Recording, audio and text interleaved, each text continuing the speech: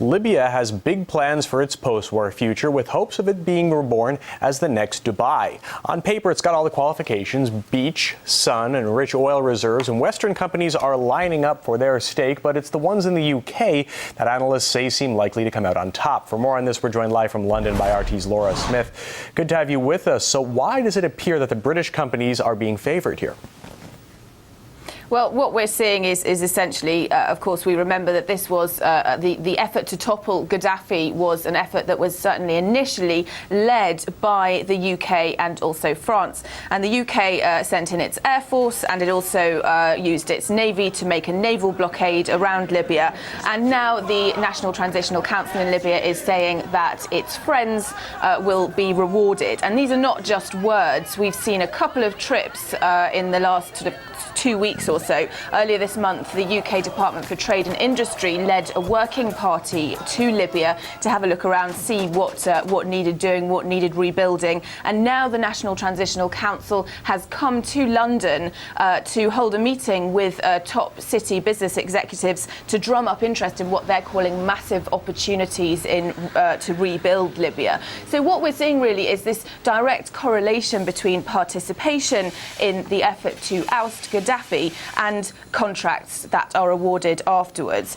We have seen earlier German companies express an interest in taking part in the effort to rebuild Libya, and the Libyans saying, no, you didn't participate in the bombardment, in the no-fly zone. You had no part in that, so you'll have no part in the business opportunities either.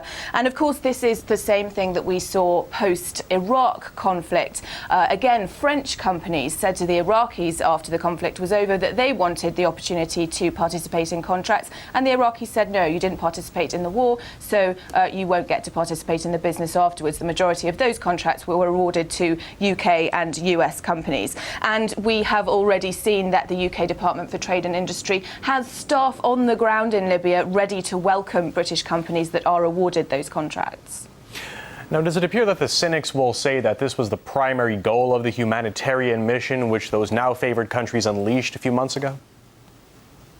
Well, yeah, I mean, people have been saying that all along, really, since the very beginning. We know that Libya has the biggest oil reserves in Africa, but this seems to give more fuel to that argument, seems to make it more obvious that those constant professions of this, of a humanitarian goal, seem to have been made a mockery of by this. And as someone said to me last week, we bomb, we destroy, and now we get the contract to rebuild the place. And there is this seemingly direct correlation, as I say.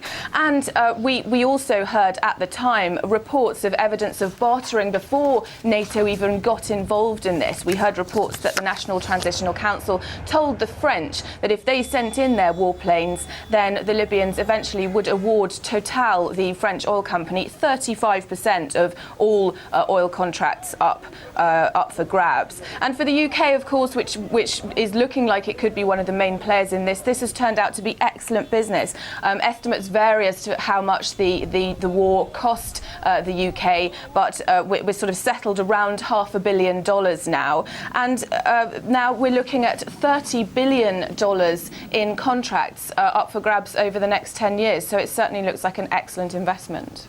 All right, RT's Laura Smith live for us in London. Thanks for that report.